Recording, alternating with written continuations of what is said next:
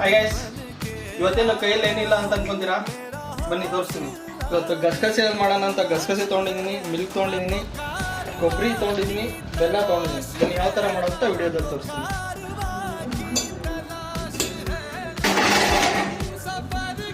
Guys, ಮೊದಲಿಗೆ ಬಾಂಡ್ಲಿಗೆ ಸ್ವಲ್ಪ ಗಸಗಸೆ ಹಾಕೊತೀನಿ. ಮೀಡಿಯಂ ಫ್ಲೇಮಲ್ಲಿ ಇಟ್ಕೊಂಡು ಹುರ್ಕೋಬೇಕು, ಮತ್ತು ಜಾಸ್ತಿ ಸೀಸ್ಕೋಬಾರ್ದು. ಓಕೆ, ಸೊ ಹಂಗಾಗಿ ಮೀಡಿಯಂ ಫ್ಲೇಮಲ್ಲಿ ಇಟ್ಕೊಂಡು ಹುರ್ಕೋಬೇಕು. ಗೈಸ್, ಕೊಬ್ಬರಿನೂ ಸ್ವಲ್ಪ ಫ್ರೈ ಮಾಡ್ಕೊಳ್ಳೋಣ. ಗೈಸ್, ಇದೆಲ್ಲ ಫ್ರೈ ಮಾಡ್ಕೋಬೇಕಾದ್ರೆ ನಾನು ಯಾವುದಕ್ಕೂ ಆಯಿಲ್ ಹಾಕಿಲ್ಲ, ವಿತೌಟ್ ಆಯಿಲು ಹಂಗೆ ಫ್ರೈ ಮಾಡ್ಕೊತಾ ಇದ್ದೀನಿ.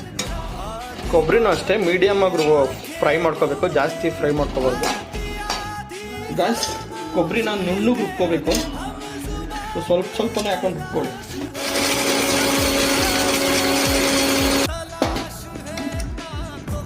ಗೈಸ್, ಇಷ್ಟು ನುಣ್ಣಗೆ ಬಂದರೆ ಸಾಕು ನೋಡಿ. ಗೈಸ್, ಇವಾಗ ಗಸಗಸೆ ಆ್ಯಡ್ ಮಾಡ್ತಾ ಇದ್ದೀನಿ. ಗಸಗಸೆ ನುಣ್ಣಗೆ ರುಬ್ಕೋಬೇಕು. ಗೈಸ್, ನಾನು ಗಸಗಸೆ ಜೊತೆ ಡ್ರೈ ಫ್ರೂಟ್ಸ್ ಆ್ಯಡ್ ಮಾಡ್ತಾ ಇದ್ದೀನಿ. ಡ್ರೈ ಫ್ರೂಟ್ಸ್ ಯಾವ್ಯಾವುದು ಅಂದರೆ ಬಾದಾಮಿ, ಗೋಡಂಬಿ, ಪಿಸ್ತಾ 3 ಆ್ಯಡ್ ಮಾಡಿದ್ದೀನಿ.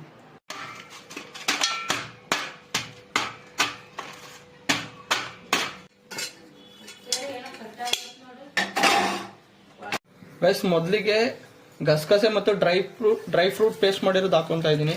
ಕೊಬ್ಬರಿ ಪೇಸ್ಟ್ ಆ್ಯಡ್ ಮಾಡ್ತಾ ಇದ್ದೀನಿ. ಗೈಸ್, ಜಾಗ್ರಿ ಆ್ಯಡ್ ಮಾಡ್ತಾ ಇದ್ದೀನಿ. ಒಂದು 1/4 ಸ್ಪೂನ್ ಏಲಕ್ಕಿ ಪೌಡ್ರ್ ಆ್ಯಡ್ ಮಾಡ್ತಾ ಇದ್ದೀನಿ. ಗೈಸ್, ಕಾಯಿ ಹಾಲು ತುಂಬ ಒಳ್ಳೆಯದು, ಶಕ್ತಿ ಕೊಡುತ್ತೆ, ಒಳ್ಳೆ ಇಮ್ಯುನಿಟಿ ಕೊಡುತ್ತೆ ಬಾಡಿಗೆ.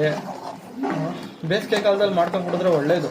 ಕಾಯಿ ಅದರಲ್ಲೂ ಡ್ರೈ ಫ್ರೂಟ್ಸ್ ಹಾಕಿ ಮಾಡಿದ್ರಂತೂ ತುಂಬಾ ಚೆನ್ನಾಗಿರುತ್ತೆ ಬಾಡಿಗೆ. ಮನುಷ್ಯ ಬೇಗ ಸುಸ್ತಾಗಲ್ಲ, ಎನರ್ಜಿ ಇರುತ್ತೆ, ಬಾಡಿ ಫುಲ್ ಆ್ಯಕ್ಟಿವ್ ಇರುತ್ತೆ. ಗೈಸ್, ಕುದೀತಾ ಇದೆ, ಇವಾಗ ಮಿಲ್ಕ್ ಆ್ಯಡ್ ಮಾಡ್ತೀನಿ. ಗಸಗಸೆ ಕಾಯಿ ಹಾಲು ರೆಡಿ ಆಗ್ತಾ ಇದೆ. ಕಾಯಿ ಹಾಲು ಗಟ್ಟಿಗೆ ಬಂದ್ರೇ ಚೆನ್ನಾಗಿರುತ್ತೆ ಕುಡಿಯೋಕ್ಕೆ. ತೆಳ್ಳಗೆ ಮಾಡ್ಕೊಬೇಡಿ, ಗಟ್ಟಿಗೆ ಮಾಡ್ಕೊಳ್ಳಿ, ಅವಾಗಲೇ ಚೆನ್ನಾಗಿರುತ್ತೆ ಕುಡಿಯೋಕ್ಕೆ. ಗೈಸ್, ಸಖತ್ತಾಗಿ ಬಂದಿದೆ. ಗೈಸ್, ಫೈನಲಿ ಗಸಗಸೆ ಹಾಲು ರೆಡಿ ಆಗಿದೆ. ಕುಡಿಯೋದು ತೋರಿಸ್ತೀನಿ ಬನ್ನಿ. ನೀವು ಮನೇಲಿ ಮಾಡ್ಕೊಂಡು ಕುಡೀರಿ. ಗೈಸ್, ಗಸಗಸೆ ಹಾಲು ಸೂಪರಾಗಿ ಬಂದಿದೆ. ಗೈಸ್, ಬಿಸಿಲಿಗೆ ಎಲ್ಲರಿಗೂ ಮಾಡಿಕೊಡಿ, ತುಂಬ ಒಳ್ಳೆಯದು ಆರೋಗ್ಯಕ್ಕೆ.